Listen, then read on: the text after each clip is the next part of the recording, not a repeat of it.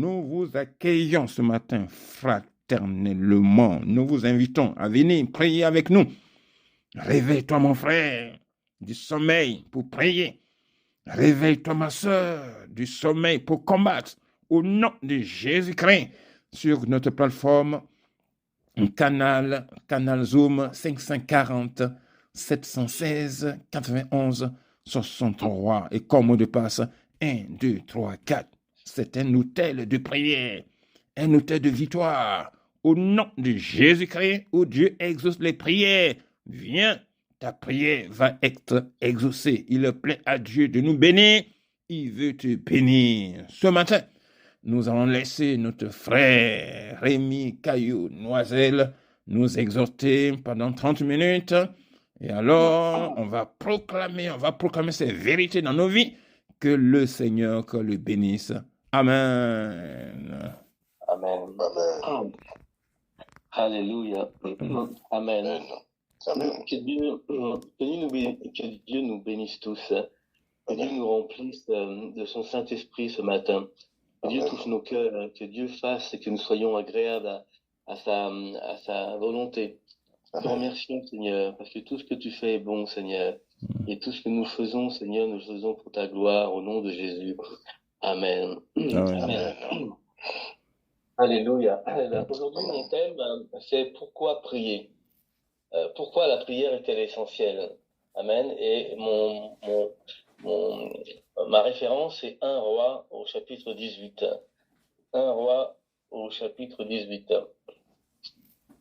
D'abord, pour comprendre la prière, il faut comprendre le royaume. Amen. Si on peut comprendre le concept de la prière, c'est dans le contexte du royaume. Sinon, c'est une activité religieuse. Amen. Donc, la plupart des gens, souvent, ne savent pas prier, ne savent pas comment approcher Dieu, le trône de la grâce, tout ça. Et alors que la prière, c'est notre relation, c'est notre communication avec le Père, par le Fils et par le Saint-Esprit. Nous avons une responsabilité dans la prière. Nous en sommes des ambassadeurs. Il y a un homme de Dieu très ancien, je crois il est mort, oui, il est mort. Il s'appelle John Wesley. Je pense que certaines personnes doivent connaître. Il disait que car sans Dieu, l'homme ne peut rien. Et sans nous, l'homme, Dieu ne fera rien. Sur la base de cette proclamation, car sans Dieu, l'homme ne peut rien. Et sans nous, sans l'homme, Dieu ne fera rien. Ça résume un petit peu la prière et la communication, la relation que nous avons avec Dieu. Sans Dieu, nous ne pouvons rien faire. C'est ce que Jésus dit dans Jean 15, au chapitre 15, au verset 5. Je suis la vigne. C'est Jésus qui parle. Et vous êtes les garments, c'est nous les garments. Celui qui demeure en moi et en qui je demeure porte beaucoup de fruits, car sans moi, vous ne pouvez rien faire. Sans moi, vous ne pouvez rien faire. Ainsi, ce que John Wesley, qui était un prédicateur de l'Évangile, dit, car sans Dieu, l'homme ne peut rien. Nous ne pouvons rien sans Dieu. Nous avons besoin de Dieu comme l'air pour respirer. Nous avons besoin de communiquer avec Dieu, d'avoir sa présence au travers de nous pour témoigner, prêcher et faire que des choses se passent. Mais Dieu lui-même, sans nous, sans l'homme, à qui il a mandaté la royauté et la domination sur la terre, il ne fera rien. Alors, pourquoi on se dit pourquoi Dieu ne fait rien sur la terre? C'est simplement parce qu'il a besoin d'un homme, d'un intercesseur. Il a besoin de toi. C'est à toi qu'il s'adresse aujourd'hui. C'est à toi qu'il s'adresse ce matin. Car sans Dieu, nous ne pouvons rien faire. Mais sans nous, l'homme, Dieu ne fera rien. Et donc, Dieu a vraiment besoin de toi. Amen. Amen. Alors, nous avons une histoire dans la Bible d'un homme qui pria Dieu et par qui le feu, Dieu répondit par le feu. Amen. C'est un prophète qui s'appelle Élie et qui se cachait, je pense, parce qu'on le cherchait. Jézabel voulait certainement le tuer. Et il rencontre un homme qui s'appelle Abdias et il lui dit, Abdias lui dit, mais est-ce que c'est toi, Seigneur? Dans le verset 9, 7.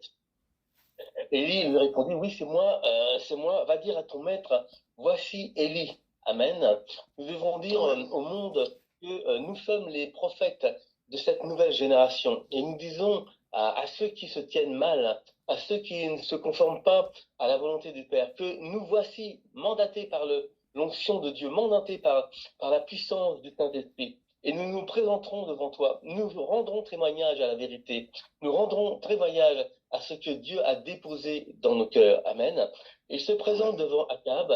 Akab dit au verset 17, est-ce toi qui jettes le trouble en Israël? Et souvent le monde a cette confession contre nous, pensant que nous les chrétiens, nous les fils de Dieu, nous les citoyens du royaume de Dieu, c'est nous qui jetons le trouble dans ce monde. La plupart des manifestations, les gens n'aiment pas avoir les chrétiens autour d'eux, parce que nous dérangeons l'esprit de Dieu qui est en nous, les dérange l'esprit qui est en eux. Amen. Il dit, et dit, répondit, je ne trouble point Israël, mais c'est toi, au contraire, et la maison de ton père, puisque vous avez abandonné les commandements de l'Éternel et que tu es allé après les Baals. Amen. Amen. Amen. Amen. Amen. Donc, on voit que Élie déclare et fait une déclaration claire qu'il n'est pas il n'est pas quelqu'un qui trouble la paix dans la société, mais que ce sont vous, les gens qui ne faites pas la volonté du Père, qui troublez la nation, qui troublez Israël. Amen. Alors il dit, rassemblez, maintenant faites rassembler tout Israël autour de moi, à la montagne de Carmel, et aussi les 450 prophètes de Baal, et les 400 prophètes d'Astarté, qui mangent à la table d'Israël. Amen. Nous avons pour mission de rassembler le peuple de Dieu auprès de la montagne du Dieu vivant. Amen. Devant Dieu, Seigneur. Mais aussi devant ceux qui se tiennent contre Dieu, devant les sorciers, devant les mauvaises personnes, ceux qui sont contre ou qui manifestent ou qui pratiquent des choses qui ne sont pas à la gloire de Dieu. Amen.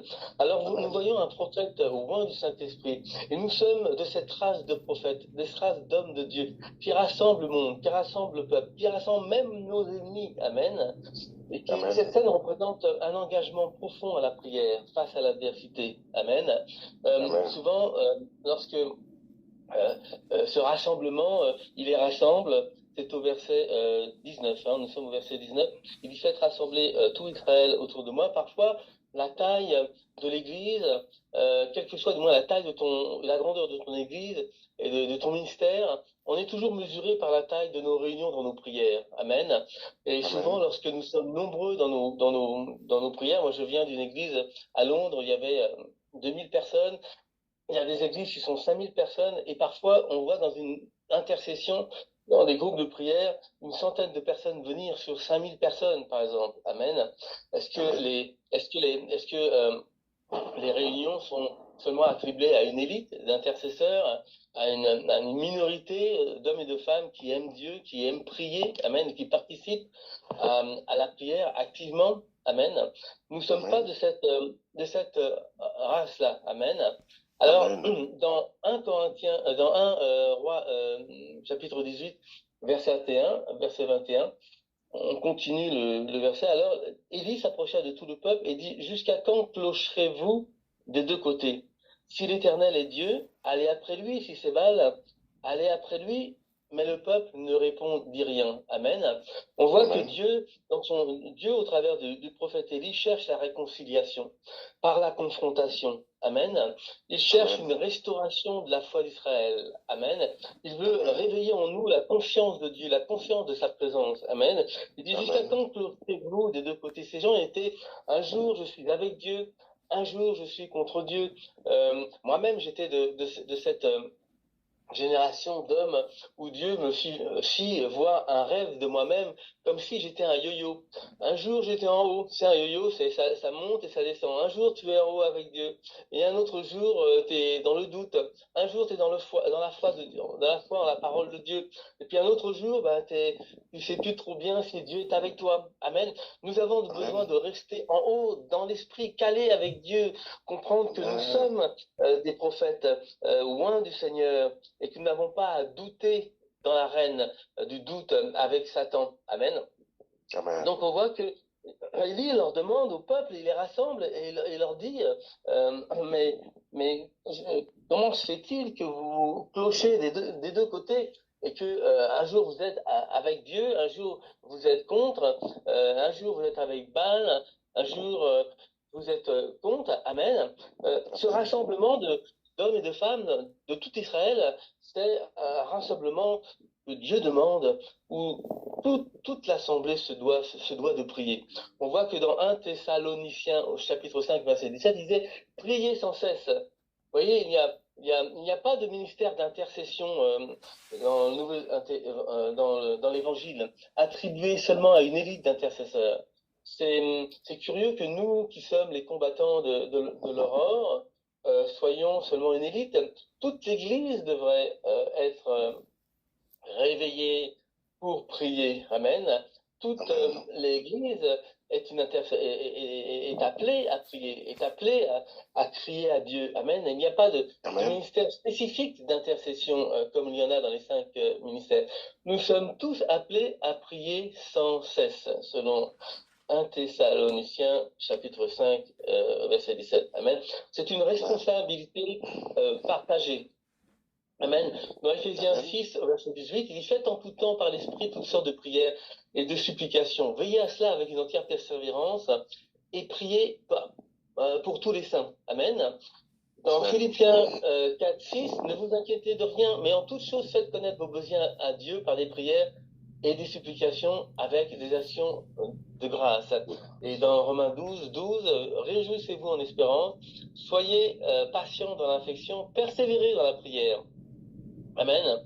Donc, après leur avoir demandé qu'est-ce qui cloche avec eux, le peuple ne répondit pas un mot. Amen.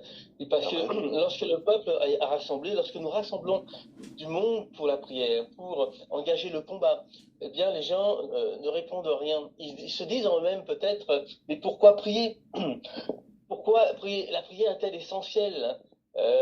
Souvent, les gens n'aiment pas prier. C'est la raison pour laquelle ils ne viennent pas. Ils se posent, est-ce que Dieu va-t-il répondre? Ont-ils peur d'échouer, de ne pas être exaucés par Dieu? C'est peut-être la raison pour laquelle ils ne viennent pas aux assemblées, aux réunions de prière. Peut-être qu'ils sont angoissés de ne pas recevoir de Dieu, de ce qu'ils demandent. Amen. Pourtant, Amen. Matthieu 21, verset 22, il dit tout ce que vous demanderez avec foi par la prière, vous le recevrez. Amen. Tout ce que vous demanderez par la foi, par la prière, vous le recevrez. Amen. La foi est importante pour Dieu. On ne peut rester dans l'arène du doute avec Dieu. Amen. Nous devons nous parler à nous-mêmes. Alors, on voit un petit peu plus loin que Élie dit au peuple, il pense être seul. Il dit, je suis resté seul des prophètes de l'Éternel. Il y a 450 prophètes de Baal. Amen. Et il leur donne un défi. Il dit qu'on nous donne 2 taureaux, qu'ils choisissent pour eux l'un des taureaux, qu'ils le coupent par morceaux, qu'ils le placent sur le bois sans y mettre le feu. C'est au verset 23. Et moi, je préparerai l'autre taureau et je le placerai sur le bois sans y mettre le feu. Amen. Il y a un défi que nous donnons au monde. C'est un défi qui fait que celui qui est le vrai Dieu doit répondre par le feu. Amen. Amen. Et nous sommes des prophètes mandatés à démontrer le royaume de Dieu, démontrer la présence de Dieu par sa manifestation, que le feu du Saint-Esprit vienne. Amen. Et donc, il dit à cette génération, tout comme nous devons dire à notre génération, puis invoquez au nom de votre Dieu, et moi j'invoquerai le nom de l'Éternel. Amen. Et le Dieu qui répondra par le feu, c'est celui-là qui sera Dieu. Et tout le peuple répondit, c'est bien. C'est un défi et c'est une bonne manière de déclarer, de témoigner au monde que notre Dieu est un Dieu vivant, que leur Dieu c'est des idoles, c'est un Dieu qui ne répond pas, c'est un Dieu qui ne parle pas, c'est un Dieu qui ne fait rien, qui ne répond, qui n'entend pas, parce que il n'est pas vivant. Amen. Alors que notre Dieu, il est vivant. Notre Dieu est venu habiter en nous. Nous sommes devenus le temple du Dieu vivant. Amen.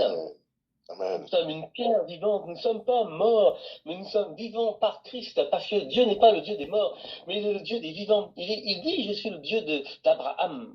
Et pourtant, Abraham était mort. Il dit, je suis le Dieu de Isaac, et pourtant, Isaac est mort. Il dit, je suis le Dieu de Jacob, pourrait rappeler en Jacob qu'il est le Dieu des pécheurs. Amen. Le Dieu des vivants. Abraham n'est pas mort, il vit avec Dieu. Isaac n'est pas mort, il vit avec Dieu. Et Jacob, qui a eu son nom changé en Israël, n'est pas mort, il vit avec Dieu. Amen. Et nous vivrons aussi avec le Seigneur. Donc le Dieu qui répondra par le feu, c'est celui-là qui sera Dieu. On continue la lecture. Et il dit au prophète de Baal, choisissez pour vous l'un des taureaux, préparez-le, les premiers, car vous êtes plus nombreux, et invoquez le nom de votre Dieu, mais ne mettez pas le feu. Ils prirent le taureau et on leur donna et le préparèrent, et ils invoquèrent le nom de Baal depuis le matin jusqu'au midi, en disant, Baal, réponds-nous. Mais il n'y eut ni voix ni réponse, et ils sautaient devant l'Éternel qu'ils avaient fait. À midi, Élie se moqua d'eux et dit, criez à haute voix puisqu'il est Dieu. Il pense à quelque chose, où il est occupé, où il est en voyage, peut-être qu'il dort, qu'il se réveillera, et ils crièrent à haute voix, et ils se firent, selon leur coutume, des incisions avec des épées et des lances, jusqu'à ce que le sang coulât sur eux. Lorsque midi, au verset 29, lorsque midi fut passé, ils prophétisèrent jusqu'au moment de la présentation de l'offrande, mais il n'y eut ni voix, ni réponse, ni signe d'attention. Verset 30, Élie dit alors à tout le peuple, approchez-vous. Amen. Approchez-vous. Approchez-vous. Amen. Dieu, ce matin, demande que vous vous approchiez. Amen. Tout le peuple, pas seulement une minorité, une élite qui intercède, mais tout le peuple, tous nous sommes appelés à prier, tous nous sommes appelés à intercéder, tous nous sommes appelés à nous approcher devant le trône de la grâce. Amen. Amen. Alors tout le peuple s'approcha de lui, et Élie rétablit l'autel de l'Éternel.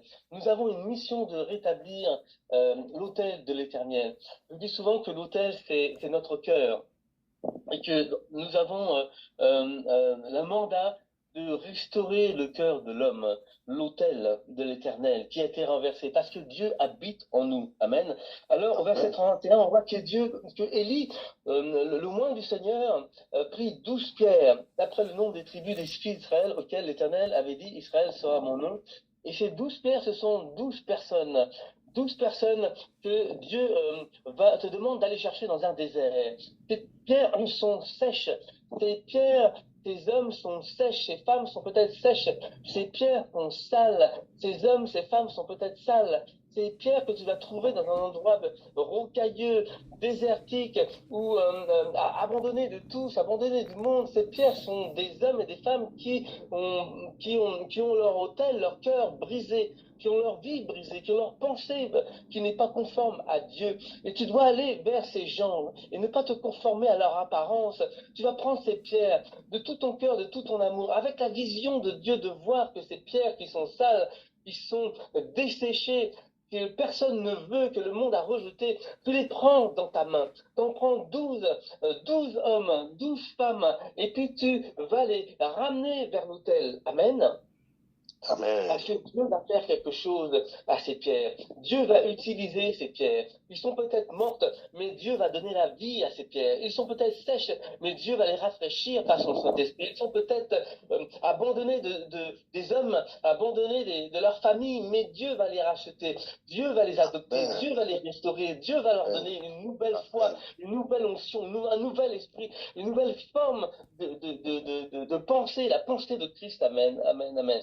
Alors, il les 12 pierres au verset 31, d'après le nombre de Jacob, et au verset 32, et ils bâtissent avec ces pierres un autel au nom de l'Éternel, et il fit autour de l'autel un fossé de la capacité de 2 mesures.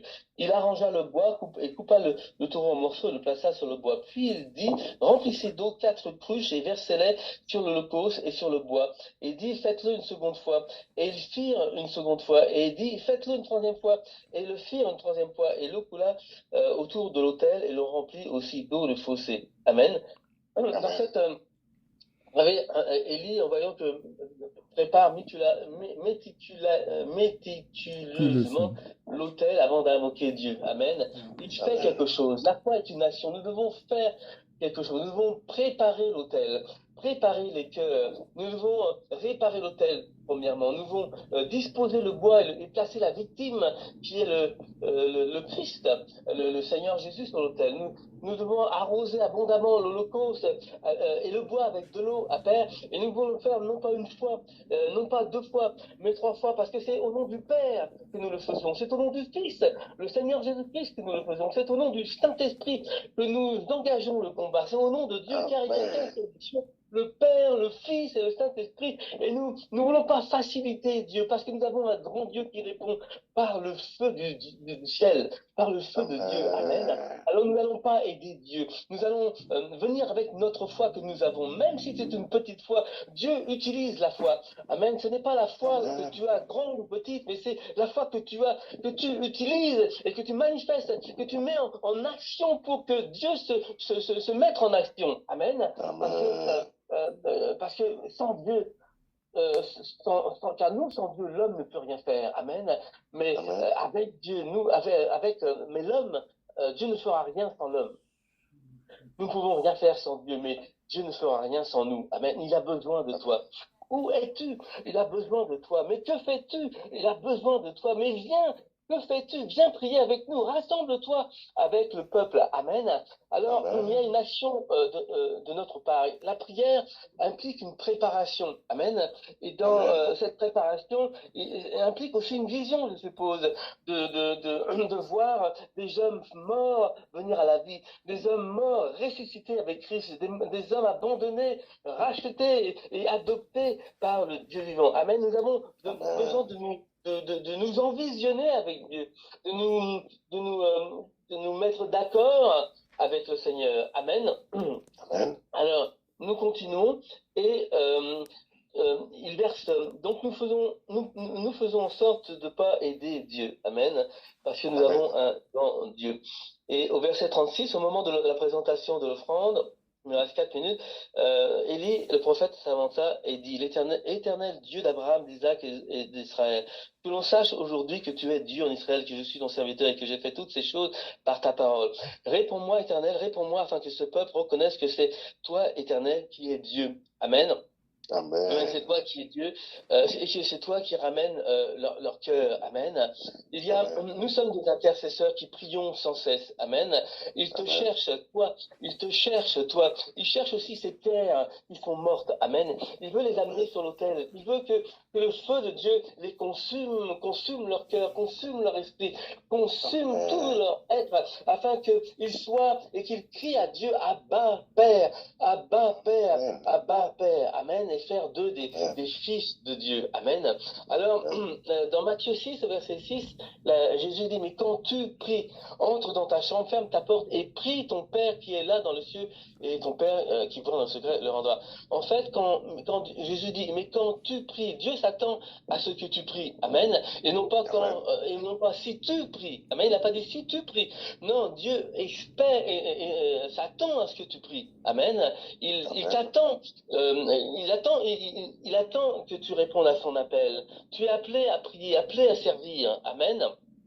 À prier sans cesse. Alors nous voyons que Dieu, que Élie, le prophète, a fait une prière. Il demande à Dieu qu'il réponde, parce que il faut que Dieu réponde par le feu, parce qu'il est le vrai Dieu. Amen.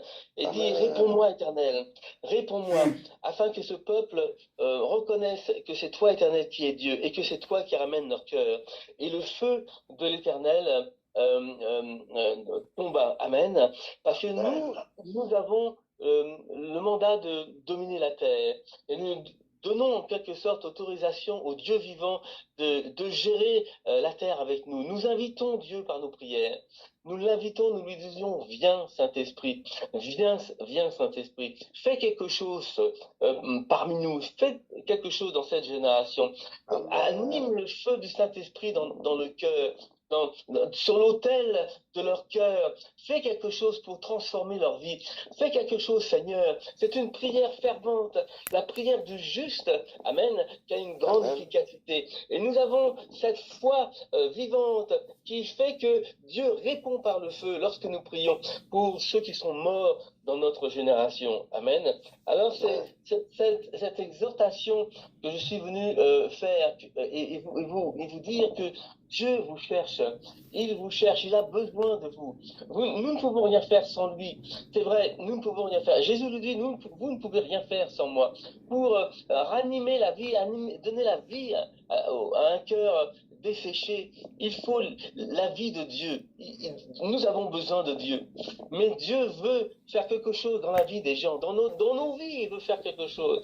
Mais il ne fera rien sans nous. Il a besoin de nous et nous avons besoin de Dieu. Il a besoin de nous et nous avons besoin de Dieu. Il a besoin de nous et nous avons besoin de Dieu. Car sans Dieu, l'homme ne peut rien faire. Amen. Et sans l'homme, Dieu ne fera rien. Amen. C'est pourquoi cette réunion de prière chaque matin, qu'on appelle les combattants de l'aurore, c'est une réunion majeure, importante, qui fait descendre le feu du ciel dans le cœur de l'homme. Amen. C'est une préparation, une déclaration prophétique, un engagement de tout un peuple, de toutes les personnes qui s'engagent le matin pour que Dieu se fasse quelque chose au travers de nous. Car nous sommes les ouvriers de Dieu, nous sommes le temple du Seigneur. Et l'Éternel, c'est lui qui est Dieu. L'Éternel, c'est lui qui est Dieu. Et quand tout le peuple vit cela, ils tombèrent sur leur visage et dirent, c'est l'Éternel qui est Dieu, et l'Éternel, c'est l'Éternel qui est Dieu. Et pour terminer, verset 40, si vous le permettez, saisissez les prophètes de Baal, leur dit Élie, qu'aucun d'eux n'échappe. Ils les saisirent, et Élie les fit descendre au torrent de Kison, où il les égorgea. Dieu n'a aucune pitié pour ses ennemis. Vaut mieux être du camp de Dieu que du camp de l'ennemi. Je vous invite donc à aimer Dieu, à le servir, car le ministère vient servir, et à y être cet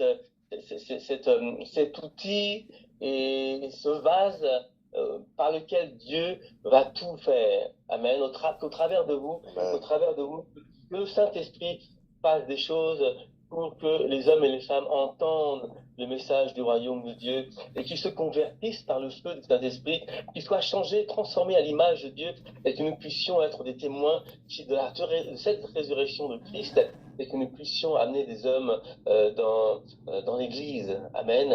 Et que nous soyons plus nombreux, encore plus nombreux à prier et intercéder, car ce n'est pas réservé à une élite, mais c'est réservé à tout le peuple, à toute l'Église. Prions et prions sans cesse. Au nom de Jésus. Amen. Merci de m'avoir écouté pour cette exhortation. Amen. Cette exhortation du matin, auquel je ne suis pas trop réveillé. Amen.